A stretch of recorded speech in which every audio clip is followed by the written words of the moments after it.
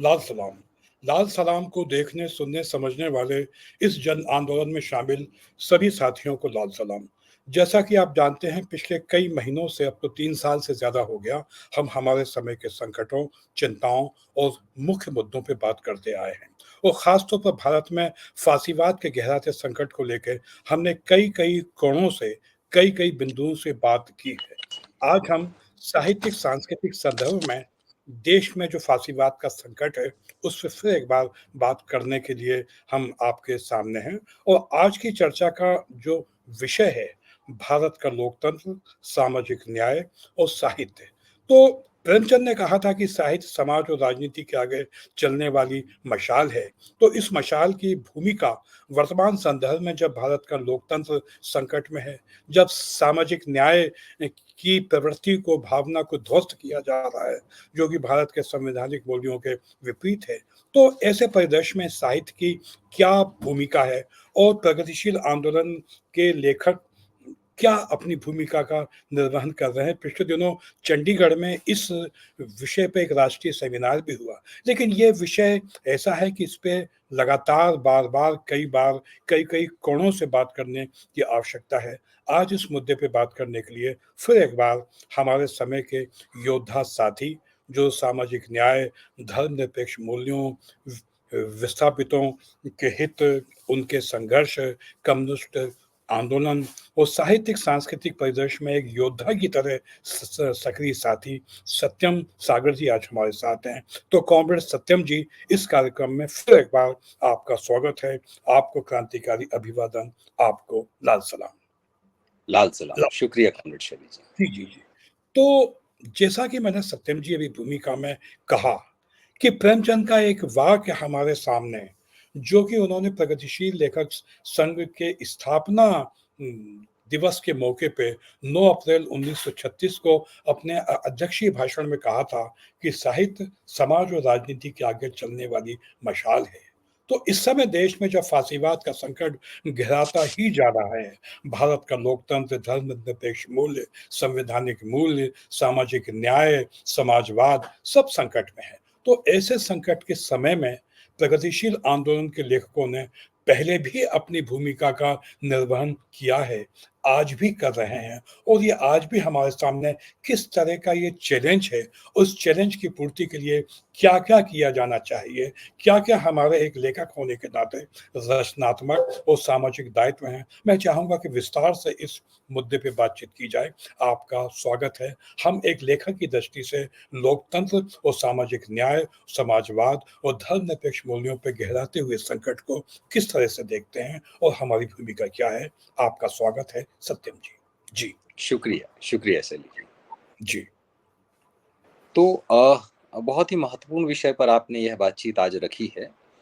निश्चय ही भारत में सामाजिक न्याय का सवाल बहुत महत्वपूर्ण सवाल है, और न केवल ये सवाल सामाजिक कार्यकर्ताओं, संस्कृति कर्मियों, समाज शास्त्रियों, राजनीतिक लोगों के लिए बहुत महत्वपूर्ण है, लेकिन ये सवाल साहित्यकारों के लिए और ज़्यादा मौजू और ज़्यादा महत्वपूर्ण है, क्योंकि जैसे प्रेमचंद को आपने रेखांकित किया, तमाम सारे प्रगतिशील लेखकों ने, और आपकी तरफ से कुछ टेक्निकल रही है, आपकी आवाज ठीक से आ नहीं पा रही, कट रही है, फिर से उसको। जी जी, आप अपनी बात कीजिए। जी। तो सामाजिक न्याय का जो सवाल है वो एक बहुत ही महत्वपूर्ण सवाल हमारे सामने है, न केवल राजनीतिक लोगों के लिए, समाजशास्त्रियों के लिए, सामाजिक कार्यकर्ताओं के लिए, बल्कि साहित्यकारों, संस्कृति कर्मियों के लिए भी ये सवाल उतना ही मौजू, उतना ही महत्वपूर्ण है। अगर हम सामाजिक न्याय की बात करते हैं तो इसमें एक बहुत महत्वपूर्ण शब्द है न्याय। जी। और अगर हम देखेंगे कि सामाजिक न्याय की जो पूरी अवधारणा है वो न्याय की अवधारणा के अंतर्गत एक हिस्सा है। बाद में हम बात करेंगे कि सामाजिक न्याय, आर्थिक न्याय, राजनीतिक न्याय क्या है और इनके अंतर संबंध क्या है, लेकिन अगर हम बात करें तो न्याय पहले है। इसका मतलब ये हुआ कि हर एक व्यक्ति के लिए समान अवसर, उनके बीच में कोई भेदभाव नहीं, उनकी गरिमा, उनके बीच में समानता, ये सारी बातें जो है वो एक तरह से न्याय का हिस्सा है। अगर हम सामाजिक न्याय के संदर्भ में इसकी बात करें तो लोगों के बीच में, व्यक्तियों के बीच में किसी भी तरह के किसी भेदभाव का ना होना सामाजिक न्याय की उपस्थिति है।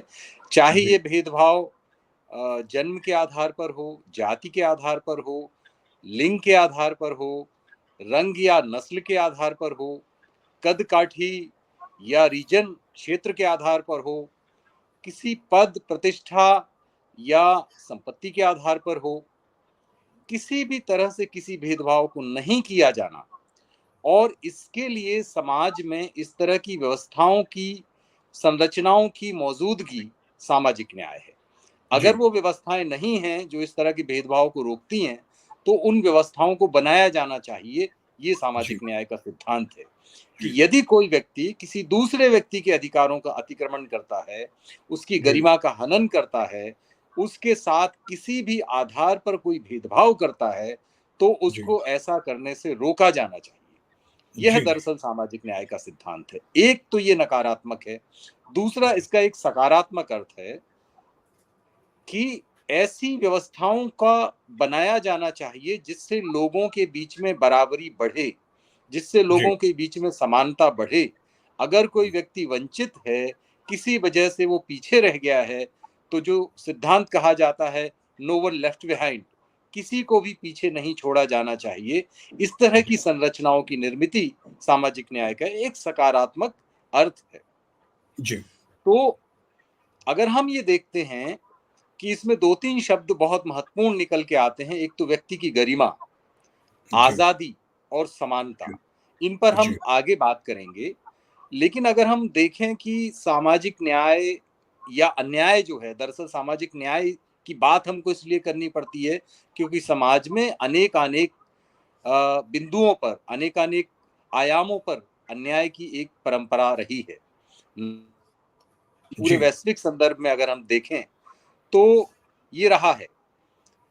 अगर आप अफ्रीका में देखें तो किस तरह से वहाँ के जो मूल निवासियों के साथ भेदभाव उपनिवेशवाद के बाद शुरू किया गया, जो रंगभेद की दृष्टि में हमारे सामने आता है। लगभग जी, यही भेदभाव हमको अमेरिकी महाद्वीप में दिखता है जहाँ पे मूल निवासियों के साथ बाहर से आए हुए लोगों ने न केवल सत्ता पे कब्जा कर लिया, संसाधनों पे कब्जा कर लिया, बल्कि रंग के आधार पर स्थानीय मूल निवासियों को सारे संसाधनों से और अवसरों से वंचित कर देने की एक प्रवृत्ति बनाई गई। तो जी, दुनिया के अलग-अलग देशों में अलग-अलग तरह की हमको भेद नज़र आते हैं। एक भेद जो पूरी दुनिया में हमको बहुत ख़ास तौर पे दिखाई देता है, वो स्त्रियों के साथ। जिस जी, तरह से सत्ता और संसाधनों से स्त्रियों की बेदखली की गई, अवसरों से वंचित किया गया और उनको एक ख़ास भूमिका में जो है वो सीमित कर दिया गया। ये जी, हमको पूरी दुनिया में दिखाई देता है, कहीं ज़्यादा, कहीं कम। कहीं समय जी, के ख़ास अवसर पर इसको संबोधित करने की कोशिश की गई, कहीं अभी तक ये भेद जारी है। लेकिन जी, अगर हम देखते हैं कि पूरी दुनिया में एक और ख़ास तरह का भेद स्थानीय मूल निवासियों के साथ होता है, चाहे वो ऑस्ट्रेलिया की बात हो, अफ्रीका की बात हो, अमेरिका की बात हो, जिस जो उपनिवेशीकरण का एक महत्वपूर्ण जी, चरित्र है। जी, भारत में अगर हम देखें तो ये खास इसकी भूमिका रही है सामाजिक आधार पर लोगों की वंचना और असमानता और अन्याय की। और जी, भारत में एक और कष्टकारी आयाम इसके साथ जुड़ता है कि इसका सैद्धांतिकरण किया गया और जी, इसको धार्मिक पुस्तकों के माध्यम से इसको जायज़ ठहराने की कोशिश की गई और इसको एक तरह से अ, बहुत सकारात्मक रूप से पेश करने की कोशिश की गई, चाहे वो जी, जाति के नाम पर होने वाला भेद हो, इसकी जड़ें हमको दिखाई देती हैं बहुत सारे साहित्य में, खासतौर पे धार्मिक साहित्य में। लिंग जी, के आधार पर स्त्रियों के साथ जो भेदभाव किया जाता है, उसकी जड़ें भी जी, हमको दिखाई देती हैं इस तरह के प्रतिगामी साहित्य में। तो भारत में ये बात ज़रूर हुई कि इसका सैद्धांतिकरण करने की कोशिश की गई और धर्म के साथ जो इसका रिश्ता है, वो बहुत जुड़ा हुआ है। नाभि नालबद्ध संबंध जो है इस असमानता का उसके साथ हमको अनेक बार दिखाई देता है। जी, तो ये बात जी, भी है कि जहाँ-जहाँ ये असमानताएँ उभरी, वहाँ-वहाँ इनका प्रतिरोध भी उभरा। भारत में जी, भी उभरा और पूरी दुनिया में भी हम देखते हैं कि ये रहा है। जी, जब हम ये देखते हैं कि आधुनिकता का उदय हुआ खासतौर पे 17वीं-18वीं शताब्दी के बाद यूरोप में, और धर्म के आधार पर जो सामंती राज्य थे, उनके खिलाफ जन प्रतिरोध उभरा। फ्रांस में देखिएगा, जर्मनी में देखिएगा, ब्रिटेन में देखिएगा, जो चर्च और राज्य का गठजोड़ था, उसके साथ पूंजीवाद उसके साथ जो सामंती तत्व एक साथ संबद्ध थे, उनके जी, खिलाफ एक आधुनिकता का उदय हुआ और लड़ाई शुरू हुई। हम देखते हैं कि ये फ्रांस की क्रांति में इसका प्रतिफलन होता है, और जी, 3 बड़े महत्वपूर्ण शब्द हमारे सामने आते हैं: स्वाधीनता, स्वतंत्रता और बंधुत्व। बंधुत्व। भाईचारा जिसको हम कहते हैं, और आजकल हम लोग इसके साथ बहनापे की बात भी करते हैं। जी, जी, जी, तो ये 3 शब्दों ने एक तरह से दुनिया के पूरे सामाजिक राजनीतिक नक्शे को बदल डाला। जी, और उसके बाद फिर 1848 में एक महत्वपूर्ण अ, वाक्य हमारे सामने आता है, जो कार्ल मार्क्स ने कहा था कि दुनिया के जी, मजदूरों एक हो जाओ, तुम्हारे जी, पास खोने के लिए कुछ नहीं है और पाने के लिए संसार पड़ा है। वाह! ये मुझे लगता है कि ये सामाजिक न्याय की दृष्टि में दुनिया का सबसे बड़ा उद्घोष था, सही कि बात, आपके पास खोने के लिए कुछ नहीं है और पाने के लिए संसार पड़ा है। सही अब ये बात। देखिए कि ये बात किन के लिए कही है, ये सर्वहारा के लिए कही है। जी, भारतीय संदर्भ में आप देखिए तो ये दलित हैं, ये आदिवासी हैं, ये वे लोग हैं जिनको अंत्यज बना करके सदियों से तमाम सारे संसाधनों से वंचित किया गया। जी, जिनके पास ना ज़मीन थी, ना अवसर थे, ना नौकरियाँ थी, ना प्रतिष्ठा थी, जिन्हें पेशवा के राज में शहर में आते समय गले में मटकी डाल के आना पड़ता था ताकि वो थूकें जी, तो उनका थूक सड़क पर ना पड़े। जी, कई जी, शहरों में उनको जब वो चलते थे तो अपने साथ कुछ बजाते हुए चलना पड़ता था ताकि उनकी छाया किसी और के ऊपर ना पड़ जाए और वो अ, अपवित्र ना हो जाए। ये उद्घोषणा उनके लिए थी कि तुम्हारे पास खोने के लिए कुछ नहीं है और पाने के लिए संसार पड़ा है। तो जी, जी, की नहीं थी, सही वो बात। इसका सैद्धांतिकरण करते हैं और ये कहते हैं कि अब तक के विचारकों ने दुनिया को समझने की कोशिश तो बहुत की है, मुद्दा ये है कि इसे बदला कैसे जाए, और वो उसके बदलने की बात करते हैं। लेकिन हम देखते हैं कि हमारे यहाँ बुद्ध हों या दूसरे लोग हों, जिन्होंने इस तरह की विषमताओं के खिलाफ आवाज उठाई, एक नया दर्शन लेकर के आए। हम कबीर जी, को देखते हैं मध्यकाल में, हम रैदास को देखते हैं, हम दादू को देखते हैं, नानक को देखते हैं, जिन्होंने इस एक तरह से पूरा एक सूत्रपात किया एक नए अभियान का, जो किसी भी तरह की सामाजिक वंचना, गैर बराबरी, असमानता और भेदभाव के खिलाफ थी, जी, और जी, मानव मात्र की बेहतरी के लिए ये सारे लोग जो है काम कर रहे थे। आधुनिक समय जी, में भी हम देखते हैं तो ये बहुत सारे नाम हमारे सामने आते हैं, आगे हम इस पर और चर्चा भी करेंगे। जी, लेकिन मैं ये जरूर कहना चाहता हूं कि सामाजिक न्याय कि जब भी हम बात करते हैं तो हमें ये बात ध्यान रखनी चाहिए कि न्याय के जो बाकी के 2 आयाम हैं, राजनीतिक न्याय और आर्थिक न्याय, ये तीनों न्याय दरअसल एक दूसरे से संबद्ध हैं और एक जी, दूसरे के बिना इनकी कल्पना नहीं की जा सकती। जी, तो इसलिए राजनीति में लोगों के बीच में लोकतंत्र, बराबरी, समान मताधिकार और भागीदारी जहां महत्वपूर्ण है, वहीं आर्थिक समानता, लोगों के बीच में आर्थिक अवसरों की उपलब्धता, ये सब उतना ही जरूरी है जितना कि सामाजिक न्याय। किसी भी जी, सभ्य समाज में इस आधार पर कोई भेदभाव बर्दाश्त नहीं किया जा सकता कि वो किसी खास जाति में जन्मा है, किसी खास लिंग में पैदा हुआ है, जिस पर उसका जी, कोई नियंत्रण नहीं था। तो जी, ये जी। बात बहुत महत्वपूर्ण है और मुझे लगता है कि कही जानी चाहिए। बिल्कुल, आपने इस बातचीत की भूमिका में जो इस बातचीत का केंद्रीय आधार प्रस्तुत किया, ये निश्चित रूप से महत्वपूर्ण है। हम आज इस विषय पे साहित्यिक सांस्कृतिक संदर्भ में बात कर रहे हैं। 1936 में प्रगतिशील लेखक संघ की स्थापना भारत के स्वाधीनता आंदोलन के दौरान फासीवाद के गहराते संकट का प्रतिरोध करने के लिए और स्वाधीनता को हासिल करने के लिए लेखकों, संस्कृति कर्मियों के भूमिका को केंद्रित करने के लिए प्रगतिशील लेखक संघ की स्थापना की गई थी।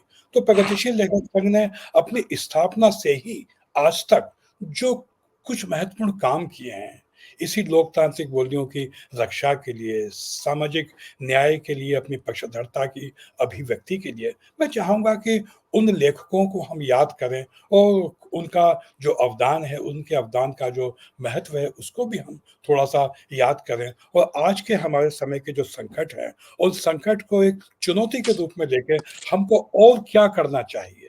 मैं चाहूँगा थोड़ा-सा इस बारे में भी बातचीत की जाए। जी, बिल्कुल। और मैं ज़रूर ये बात करूँगा।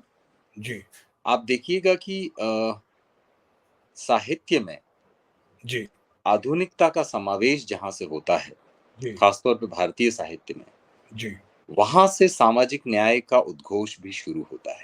जी, लेकिन जैसा मैंने पहले ज़िक्र किया जी, कि इसके पहले भी ख़ासतौर पे पूर्वी मध्यकाल जो था, जहाँ पर जी, एक सामाजिक जकड़बंदी के खिलाफ जी, भारतीय साहित्य की, खासतौर पे हिंदी साहित्य की ज्ञान मार्गी जो शाखा शुरू हुई। और ये जी, देखिएगा कि ज्ञान मार्गी शाखा में जो लोग थे, वो ज़्यादातर, उनके बीच में 2 समानताएँ हैं। एक तो जी, अधिकतर वो लोग समाज के उन वर्गों से निकल के आ रहे थे, जिनका संसाधनों पर अधिकार नहीं था। और दूसरी बात ये कि वो आमतौर पर बहुत पढ़े-लिखे लोग नहीं थे, बहुत उस तरह की बात करें जो बहुत आश्रम में रह कर के पढ़ने-लिखने वाले और बहुत उच्च शिक्षा प्राप्त किए हुए लोग नहीं थे। आप कबीर जी, की बात कीजिएगा, आप दादू की बात कीजिएगा, आप नानक की बात कीजिएगा, आप रैदास की बात कीजिएगा, इन्होंने भारतीय जो पूर्वी साहित्य है, पूर्वी मध्यकाल का जो साहित्य है, उसको एक नई दिशा दी, जी, नया आयाम प्रदान जी, किया और कहा कि यद्यपि हमारी जी, पढ़ाई-लिखाई नहीं है, लेकिन हम भारतीय ज्ञान परंपरा में एक ऐसा हस्तक्षेप पेश कर रहे हैं, जो आज के पहले नहीं हुआ था। और जी, इन्होंने उन सारे मूल्यों को चुनौती दी जो प्रतिगामी थे। कबीर जी, कहते हैं, "जो तू बामन बामनी जाया, आन गैल ते क्यों नहीं आया?" वाह! और फिर वो पाहन पूजे जी, हरि मिले की बात पर करते हैं, तो वो कांकर पाथर जोड़ के मस्जिद लई बनाए की बात करते हैं। इसी तरह से जी, रैदास बेगमपुरा जैसा एक आख्यान रचते हैं, जिसमें वो ऐसी बात करते हैं जहाँ सबके लिए समान अवसर हों, जहाँ किसी के जी, साथ कोई भेदभाव ना हो। तो इस तरह की जी, तमाम सारी बातें पूर्वी मध्यकाल में हमारे कवियों ने की, जिनको संत कवि कहा जाता है। तरह जी, से प्रतिरोध की युग की शुरुआत थी। लेकिन हम जी, जानते हैं कि बाद में ये बहुत मुश्किल होता गया और उत्तर मध्यकाल में बहुत ही अलग तरह का साहित्य हमारे सामने आता है। जी, लेकिन जब सामाजिक और राजनीतिक क्षेत्र में आधुनिकता आती है, हम देखते हैं जिसका ज़िक्र हमने अभी किया, उसके साथ-साथ भारत में भी एक नया अध्याय शुरू होता है। अनेक जी, राज्यों में रेनेसाँ होता है, बंगाल में, महाराष्ट्र में, तमिलनाडु में, केरल में, पंजाब में। और यहाँ अलग-अलग तरह की प्रवृत्तियाँ उभर के आती हैं। ख़ास तौर पे 2-3 राज्यों का ज़िक्र करना ज़रूरी होगा। महाराष्ट्र में, केरल में और तमिलनाडु में जी, इस जी, तरह के लोग आते हैं, जो इस पूरी व्यवस्था के खिलाफ, चाहे वो वर्ण व्यवस्था हो और उससे जो उपजी सामाजिक बुराइयाँ हैं, जो अनधिकार है, जो असमानता और भेदभाव है, उसके खिलाफ मुहिम लेकर के आते हैं। जी, जी, महात्मा फुले, ज्योतिबा फुले हुँ, गुलामगिरी लिखते हैं। इसी जी, दौर में नारायण गुरु आते हैं केरल में, दक्षिण में जी, पेरियार आते हैं, जी, उत्तर जी, भारत में हम देखते हैं कि थोड़े समय बाद उत्तर प्रदेश में स्वामी अच्युतानंद आते हैं। जी, ऐसे जी, तमाम सारे लोग आते हैं जो कि बात करते हैं। मध्य भारत की बात करें तो गुरु घासीदास यहाँ पर अभियान शुरू करते हैं। तो कई सारे लोग आकर के एक साथ 19वीं सदी में एक तरह से शंखनाद करते हैं, इस लड़ाई का सूत्रपात करते हैं। ना केवल साहित्य की ज़मीन पर, बल्कि धरातल पर भी वो उतरते हैं, ज़मीन पर संघर्ष करते हैं, नए अभियान चलाते हैं, शिक्षा को लेकर के नई मुहिम चलाते हैं, महिलाओं को, दलितों को, वंचितों को एक साथ ला कर के उनको शिक्षित बनाने का काम करते हैं। फिर हम देखते हैं छत्रपति साहू जी महाराज का जो योगदान है, वो बहुत महत्वपूर्ण है।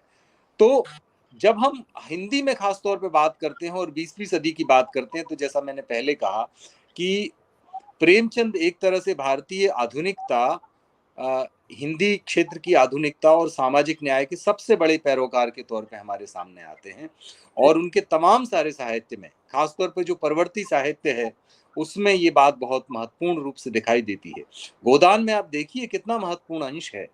जहाँ पर समाज के जो कर्मकार वर्ग के लोग हैं, कामगार लोग हैं, खेतीहर मजदूर हैं, वो किस तरह से उत्पीड़क पुरोहित के को पकड़ करके और उसको अपवित्र करने का जो प्रतीकात्मक काम करते हैं। मेरे जैसे तमाम सारे लोग इस आख्यान को पढ़ करके सामाजिक बदलाव की लड़ाई में शामिल हुए।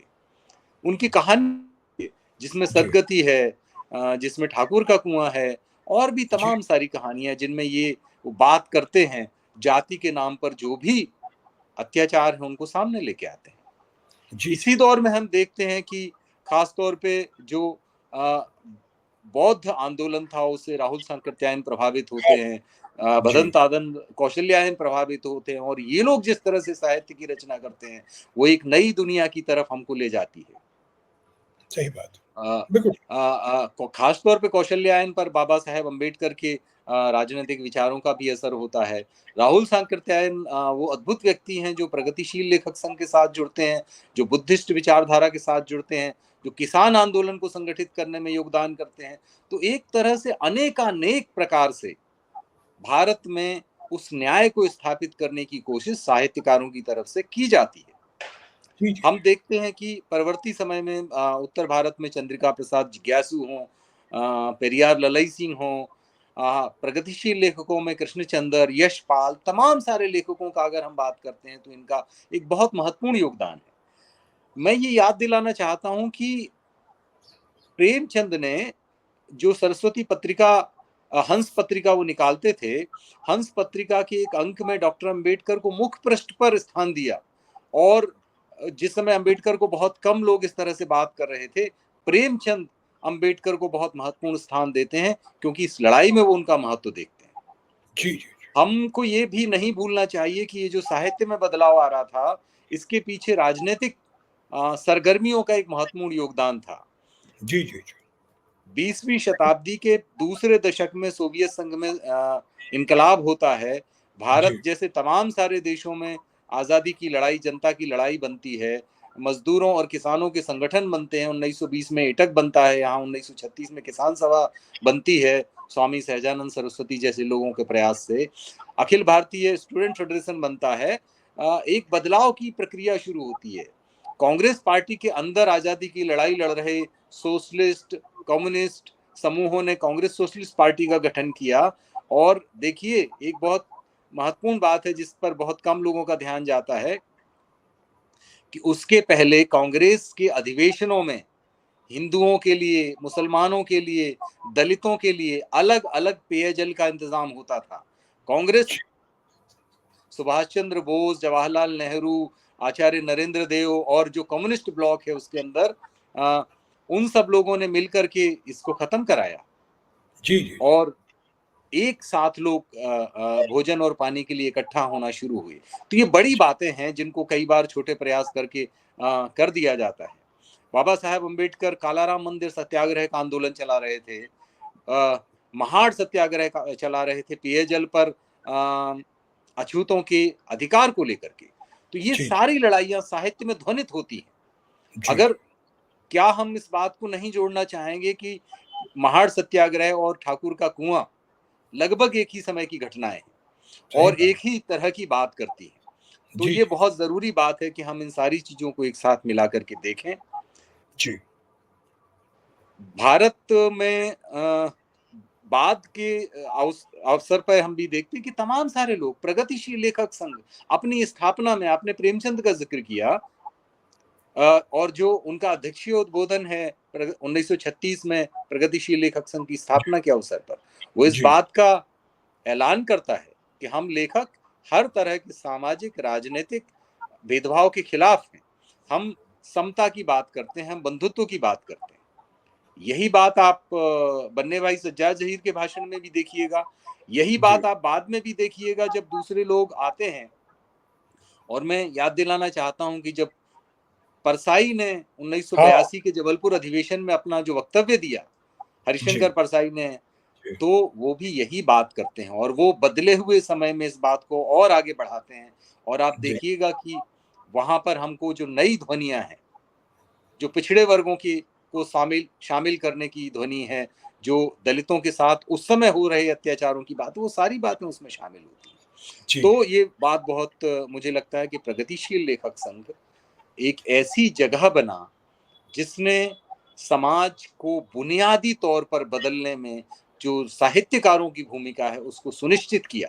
आज़ादी की लड़ाई में भागीदारी, सामाजिक उत्पीड़न के खिलाफ लड़ाई में भागीदारी, आर्थिक सवालों पर संघर्ष में भागीदारी, भारतीय लोकतंत्र को बनाने, भारत निर्माण में योगदान करने और भारतीय लोकतंत्र को बचाने के संघर्ष में भागीदारी, भारत को एक समाजवादी और सेकुलर देश बनाने में लेखकों की भागीदारी, और आज जब इस पर संकट है तो उस संकट के एकजुट होने में प्रगतिशील लेखक संघ ने जिस तरह से योगदान किया है वो बहुत महत्वपूर्ण है। ये आपने ठीक कहा और अभी हाल ही के वर्षों में इस देश के किसानों ने जो अपना जन आंदोलन किया, उसमें भी प्रगतिशील लेखकों ने अपनी एक क्रांतिकारी भूमिका का निर्वहन किया। जहाँ एक तरफ हमारे प्रगतिशील लेखक संघ के साथियों, खासतौर पर पंजाब के साथी, किसान आंदोलन में खुल के शामिल हुए। देश के कोने-कोने से भी लेखक प्रगतिशील लेखक लोग वहाँ पहुँचे, वहाँ ना सिर्फ शामिल हुए, उन्होंने आर्थिक सहायता भी की और उनके आंदोलन को एक साहित्यिक गरिमा प्रदान करने में भी प्रगतिशील लेखक संघ की बड़ी महत्वपूर्ण भूमिका रही। और सिर्फ किसान आंदोलन की ही बात हम क्यों करें? इस देश में श्रमजीवियों के, कर्मचारियों के, मजदूरों के जो भी आंदोलन हो रहे हैं, उसमें प्रगतिशील लेखक संघ से जुड़े जिम्मेदार साथियों की अपनी एक महत्वपूर्ण भूमिका होती है। सामाजिक न्याय के मुद्दे पे, विस्थापन के मुद्दे पे आप भी कई मोर्चों पर एक लेखक के रूप में शामिल मतलब होते आए हैं और हमारे प्रदेशीय लेखक संघ के साथी मध्य प्रदेश में, बिहार में, पंजाब में इन सबको में इसके साथी इसमें शामिल होते आए हैं। यहाँ अब हम बात करने इस बात पे करें कि एक इस सब संघर्ष को करने के लिए एक लेखक का आत्मसंघर्ष भी होता है। जिस तरह एक सच्चा कम्युनिस्ट रोज उसके सामने और बेहतर कम्युनिस्ट बनने का चैलेंज होता है, उसी तरह प्रगतिशील लेखक के सामने भी एक आत्मसंघर्ष का चैलेंज होता है, खुद को डिक्लास करने का और खुद को डिकास्ट करने का भी। थोड़ा हम इस मुद्दे पे बात करें कि हम एक बाहर बड़ा संघर्ष कर सकें, एक क्रांतिकारी निर्णायक संघर्ष में हमारी केंद्रीय भूमिका हो सके, तो उस भूमिका के निर्वहन के लिए आंतरिक तैयारी का क्या महत्व है? आप प्रगतिशील लेखक संघ की आंतरिक तैयारी को किस तरह से देखते हैं? मैं चाहूँगा 2-4 मिनट में इस मुद्दे पे भी बात की जाए। जी, देखिए ये बहुत ही ज़रूरी बात है। आप जी, दुनिया की तमाम सारी बातों के खिलाफ, दुनिया की जी, तमाम सारी विद्रूपताओं के खिलाफ जी, तभी लड़ सकते हैं जब आपके अपने हाथ बहुत साफ हों। जी, तो इसलिए ये एक लेखक की तैयारी बहुत ज़रूरी। जी, एक लेखक किस तरह से मूल्यों के साथ अपने आप को जोड़ता है, वो बहुत ज़रूरी बात है। जी, साहित्य एक ऐसी बात नहीं है कि आप एक दुकान में बैठे हैं और उस दुकान में बैठ कर के आप मोल-भाव कर रहे हैं, आप बेईमानी कर रहे हैं, आप मिलावट कर रहे हैं, आप कम दाम की चीज़ को ज़्यादा दाम में बेच रहे हैं और घर पर आकर के आप समाज सेवक बन जाएँ। जी, साहित्य तो कबीर कहता है कि खाला यह घर प्रेम का, जी, कबीरा यह घर प्रेम का, खाला का घर ना, जी, शीश कटाए भुइ धरे। जी, तो यहाँ पर आपको बहुत खुद को बदलना होगा। जी, शीश कटाने की तैयारी होनी चाहिए और ये शीश जो है कभी प्रतीकात्मक तौर पर होता है, जहाँ आपको अपने अंदर की उन सारी कमज़ोरियों को, बुराइयों को, आपकी अपनी जो सामाजिक जो बिलॉन्गिंग्स हैं, उनको छोड़ना पड़ता है और कभी-कभी सचमुच अवतार सिंह पाश की तरह आपको कुर्बानी भी देनी पड़ती है। रे जी, आपको रोहित वेमुला होना पड़ता है, आपको गौरी लंकेश होना पड़ता है, आपको गोविंद पानसरे होना पड़ता है, आपको अरविंद नरेंद्र ठाकुर, दाभोलकर होना पड़ता है। कलबुर्गी ये सब होना भी पड़ता लेखक होने का अनिवार्य तत्व है और जी, अगर किसी लेखक में गोविंद पानसरे होने की हिम्मत नहीं है, तो मुझे जी, नहीं लगता कि वो किसी बदलाव के लिए बहुत बड़ी लड़ाई लड़ने की भूमिका में हो सकता है। जी, जी, तो हाँ, ये एक बात है। दूसरी बात ये है कि हम सब एक सामाजिक परिवेश से आते हैं। हम जी, सब अपने सामाजिक परिवेश में उसकी अच्छाइयों और बुराइयों को साथ में लेकर के आते हैं। हम जी, जिस समाज में पैदा होते हैं, जिस परिवार में पैदा होते हैं, उस परिवार और उस समाज की कई सारी बातें हैं जो हमारे साथ चलती हैं। जी। उनमें से बहुत सारी बातें अच्छी होती हैं, बहुत सारी बातें ऐसी होती हैं कि हम साथ में लेके नहीं चल सकते। जी। ये उदाहरण वैसे ही है कि हम एक मोटरसाइकिल लेकर के जाते हैं, नदी तक पहुँचते हैं और नदी है, वहाँ पर पुल नहीं है, तो हम मोटरसाइकिल को लेकर नहीं जा सकते। हमें हुँ। अपनी यात्रा का साधन बदलना पड़ेगा या तरीका बदलना पड़ेगा। या तो हम जी। तैर के जाएँगे या नाव से जाएँगे। अगर हम जी। ये ज़िद करेंगे कि हम ये मोटरसाइकिल लेके जाएँगे, तो हम डूब जाएँगे। हुँ। मुश्किल यही हुई है हमारे बहुत सारे लेखकों के साथ कि वो उस बिलॉन्गिंग को, जो सामाजिक मान्यताएँ हैं, रूढ़ियाँ हैं, परंपराएँ हैं, उनको ये मान करके अपने साथ नदी की यात्रा में लेके चल रहे हैं कि वो तो हमारी परंपरा ने हमको दिया है। आपकी परंपरा ने आपको बहुत कुछ दिया है। उसमें चारवाक का दर्शन भी है, उसमें बुद्ध हाँ। का दर्शन भी है, जी, लेकिन जी। उसमें ऐसा दर्शन भी है जो मन सवाल ये जी, है जी। कि आप किसको लेके जाना चाहते हैं? हुँ। आप आधुनिक समय में अगर स्त्री विरोधी विचारों को लेके आगे जाएँगे, तो आप आधुनिक नहीं हो सकते। आप जी, जी। दलित विरोधी, वर्ण वर्ण व्यवस्था समर्थक विचारों को लेके जाएँगे, तो आपका कोई भविष्य नहीं है। जी, जी, आप जी। आप हज़ारों साल पुरातन मान्यताओं में फँसे रहेंगे और आप जी। चाहे शब्द बहुत अच्छे लिख दें, साहित्य कतई अच्छा नहीं लिख सकते। जी, जी, जी। सही बात है। साहित्य तो वही होगा जो इस समाज के व्यापक हित में होगा। तो जी, समाज जी। के व्यापक हित में करने के लिए आपको इस समाज की विडंबनाओं को, विषमताओं को समझना होगा और उसमें अपना एक पक्ष तय करना पड़ेगा। और इसलिए जो वामपंथी विचारधारा है, उसमें बार-बार डी क्लास होने की बात कही जाती है कि आप जिस क्लास को बिलॉन्ग करते हैं, उस क्लास के हितों को छोड़ करके समाज के हितों की तरफ आइए। तो यही डी क्लास होना ही असल में डी कास्ट होना भी है। जब जी, आप सही बात। डी क्लास होते हैं तो आप डी कास्ट भी होते हैं। आप हुँ। जिस वर्ग में पैदा हुए हैं, उस वर्ग में पैदा होना आपका ना अधिकार था, ना आपके लिए शर्मिंदा का विषय है, ना गर्व का विषय है। हुँ। तो इसलिए आजकल ये जो बात कहती है कि गर्व से कहो हम फलाँ हैं, क्या आपका क्या गर्व है भाई इसमें? कहा आपने? आपका क्या कंट्रोल था इसमें कि आप किसी समाज में पैदा हो गए? उसी हुँ। तरह से उनका भी कोई कंट्रोल नहीं था जिनको किसी खास समाज में पैदा होने के लिए आप हमेशा प्रताड़ित करते हैं। हुँ। चाहे वो हुँ। महिलाएँ हों, चाहे वो दलित हों, चाहे वो आदिवासी हों, चाहे वो माइनॉरिटी हो। सही तो बात। मैं ये कहना चाहता हूँ कि सबसे पहले इस इस अस्मिता से बाहर आना होगा, अपनी इस पहचान से बाहर आना होगा और आपको एक विश्व नागरिक बनना पड़ेगा। लेखक बनना विश्व नागरिक बने बिना संभव नहीं है, जैसा रवींद्रनाथ कहते हैं। हुँ, अगर सही बात। आप इन छोटी-छोटी पहचानों के साथ अपने आप को महदूद रखे रहेंगे, तो आप कभी भी उस बड़े विज़न के साथ एकाकार नहीं कर पाएँगे, जिसके साथ किया जाना है। तो सबसे पहले इस पहचान से बाहर आना। दूसरी बात, अलग-अलग समुदाय से आने वाले लोगों के बीच में एक समानता, समता और बंधुत्व का एहसास करना, ये बहुत ज़रूरी है। और हुँ। इसके लिए आपको उस तरह के जीवन अनुभवों के साथ एकाकार होना पड़ेगा। और इसलिए जब हम दलित लेखकों की बात करते हैं, तो वहाँ जो आत्मकथाएँ हैं, वो इतनी समृद्ध क्यों हैं? ओम प्रकाश वाल्मीकि की आत्मकथा देखिए, शरण कुमार लिम्बाले की आत्मकथा देखिए, हमारे प्रिय प्रोफ़ेसर तुलसीराम की आत्मकथा देखिए। जी, जी, जी। सही बात ये है। सब आत्मकथाएँ आपको समृद्ध करती हैं, क्योंकि वो उस वंचना को, उस उत्पीड़न को, उस अमानवीय व्यवहार को जीते हुए आपको दिखाई देती हैं। उसमें वो जीवन दिखता है और जी। इसलिए एक लेखक को उस जीवन के साथ साक्षात्कार करना बहुत आवश्यक है। हो सकता है हमारे आपके जीवन में वो अनुभव वैसे ना रहे हों, लेकिन हमें और आपको उन अनुभवों को वैसे ही समझने की ज़रूरत है, सही बात है। जैसे कि किसी ने जिया है। सही तो बात है। ये बहुत महत्वपूर्ण बात है। बेबी हालदार बांग्ला की एक बहुत महत्वपूर्ण लेखिका हैं। उनकी एक आत्मकथा है आलो अंधारी, हुँ। जो एक स्त्री की वेदना को कैसे पेश करती है, उसको जी। समझना और उसको समझने के क्रम में स्त्री हो जाना ज़रूरी है। हुँ। एक दलित आत्मकथा को पढ़ते समय आपको दलित हो जाना ज़रूरी है।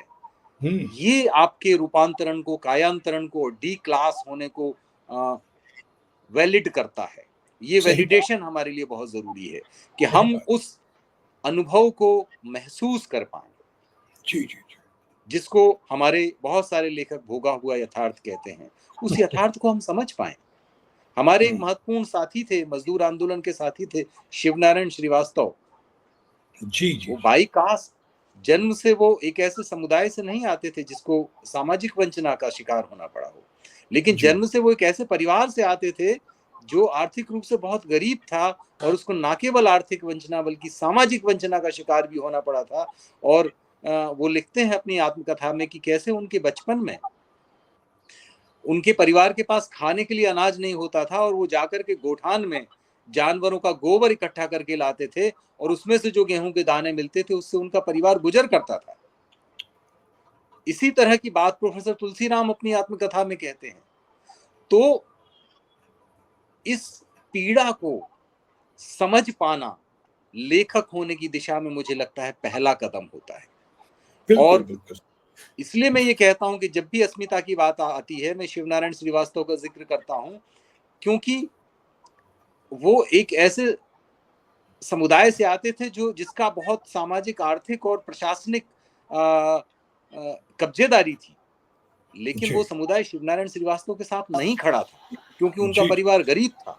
और जी, इंदौर के मालवा मिल में कॉमरेड होमीदा मजदूर थे, वो दलित जी, परिवारों से आने वाले मजदूर, वो शिवनारायण श्रीवास्तव के साथ खड़े थे। तो ये जो जी, वंचितों की एकता है, ये इसको अपनी अस्मिताओं की पहचान के पार जाकर के एक होना पड़ेगा। ये बहुत जी। जरूरी है।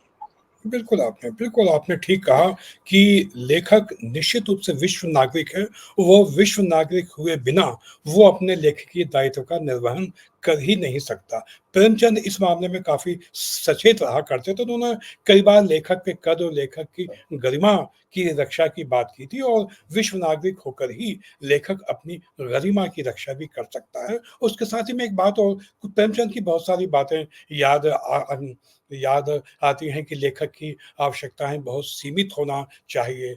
लेखक को खामख़ा अनावश्यक रूप से किसी पूँजीपति के खेमे में बिल्कुल नहीं पहुँच जाना चाहिए, क्योंकि पूँजीपति से दोस्ती उसके लिए, यदि उससे कुछ लाभ लिया, तो उसके लिए बहुत भारी सौदा साबित मतलब हो जाती है। उसको उसके लिए समझौते अपने सिद्धांतों की कीमत पर भी करने पड़ते हैं। तो प्रेमचंद हमको बार-बार याद आते हैं और जिस तरह से कॉमरेड सत्यम जी आज हमारी बातचीत हुई कि प्रगतिशील लेखकों के माध्यम से हमने साहित्य का जो महत्व है लोकतांत्रिक मूल्यों की रक्षा के लिए, सामाजिक न्याय की रक्षा के लिए, उस बात पे हमने चर्चा को केंद्रित की है। ये मुद्दा इतना महत्वपूर्ण है कि इस पे बार-बार बात करने की मैं बस 2-3 आवश्यकता है। मिनट और शैली जी इस चर्चा में हाँ, लेना चाहूँगा। जी हाँ, बोलिए आप। और मैं ये कहता हूँ कि जब आपने ये सवाल किया कि सामाजिक न्याय के सामने आज क्या चुनौतियाँ हैं, मैं उसमें जी, 2-3 बातें जोड़ना चाहता जी, हूँ। और जी, मैं ये कहता हूँ कि सामाजिक न्याय के सामने आज 2 मुख्य चुनौतियाँ जी, हैं। एक है राजनैतिक स्तर पर और एक है आर्थिक स्तर पर। मैंने जी, पहले भी कहा जी, सामाजिक, जी, आर्थिक, राजनैतिक। जी, भारतीय जी, संविधान इन तीनों तरह की न्याय की बात करता है। जी, और भारतीय संविधान हमारे देश में सामाजिक न्याय का सबसे बड़ा दस्तावेज है, हमारा मैनिफेस्टो है। सही बात है। तो आज हमारे सामने जो 2 महत्वपूर्ण चुनौतियाँ हैं, एक तो लोकतांत्रिक है और जी, लोकतांत्रिक हमारा जो लोकतंत्र है और हमारा जो संविधान है, वो दोनों ही आज संकट में हैं। और ये जी, संकट आया है एक एक खास तरह की अस्मितावादी राजनीति के वजह से, जिसको जी, हम लोग हिंदुत्ववादी राजनीति कहते हैं। जी, जी, जब हम छोटी-छोटी अस्मिताओं में फँसते हैं, जो हमारे बहुत सारे विमर्शों की एक सीमा है, तो लेके आ जाता है और आज वो बड़ी अस्मिता का जो मसला है, वो हिंदू जी, राजनीति है, हिंदुत्ववादी राजनीति है। जी, हिंदू जी, होने से हमको कोई ऐतराज़ नहीं है, कोई जी, समस्या भी नहीं है। हमारी जी, समस्या शुरू होती है जब लोग देश को हिंदू राष्ट्र बनाने की बात करना शुरू करते हैं या देश को मुस्लिम राष्ट्र बनाने की बात करना शुरू करती हैं, दोनों ही संकट हैं। जी, तो ये हिंदुत्ववादी राजनीति आज हमारे लोकतंत्र और संविधान के सामने संकट है। और देखिए, ये जो सामाजिक न्याय हमने हासिल किया है, ये हासिल किया है इस देश में जो सार्वजनिक क्षेत्र के लिए लंबी लड़ाई लड़ी गई, उसकी वजह जी, से। सही लोगों बात। को सार्वजनिक क्षेत्र में आरक्षण मिला, नौकरियां मिली, आर्थिक रूप से सशक्त हुए, प्रशासनिक रूप से मजबूत हुए और उनका जीवन काफी हद तक बदला। जी, जी, भारत में हरित क्रांति हुई, जमीनों पर जो पिछड़ी जातियां था उनका मालिकाना पहले था, उसने उन जमीनों ने सोना उगलना शुरू किया और उनके पास आर्थिक संसाधन आ गए, फिर बाद में उन्होंने राजनीति में हिस्सेदारी हासिल की। तो इस जी, इन दोनों बातों का बहुत महत्वपूर्ण योगदान है सार्वजनिक क्षेत्र का। आज देश का सार्वजनिक क्षेत्र संकट में है, निजीकरण किया जा रहा है, सारे संसाधन कारपोरेट को सौंपे जा रहे हैं। जब सार्वजनिक क्षेत्र नहीं रहेगा तो आरक्षण खत्म हो जाएगा, और जी, जी। आरक्षण का खत्म हो जाना भारत में सामाजिक न्याय के सामने सबसे बड़ा संकट होगा। तो आज जी, जो लोग, हमारे जो मित्र जातिगत जनगणना की बात करते हैं, हम उनका पूरा समर्थन करते हैं, जी, लेकिन हम उनसे ये भी अपील करते हैं कि ये बेईमानी होगा अगर आप देश के सार्वजनिक क्षेत्र की रक्षा के लिए एक साथ नहीं आते सही बात तो है। ये बहुत जरूरी है। और जी, दूसरी बात यह है कि भारत में जल, जंगल और जमीन को जिस तरह से कारपोरेट को दिया जा रहा है, लोगों का विस्थापन हो रहा है, गांवों से, शहरों से, खेतों से, खलिहानों से, उसके खिलाफ लड़ाई में सभी सही लोगों को बात, एक साथ आना पड़ेगा, साहित्यकारों को एक साथ खड़े होना पड़ेगा।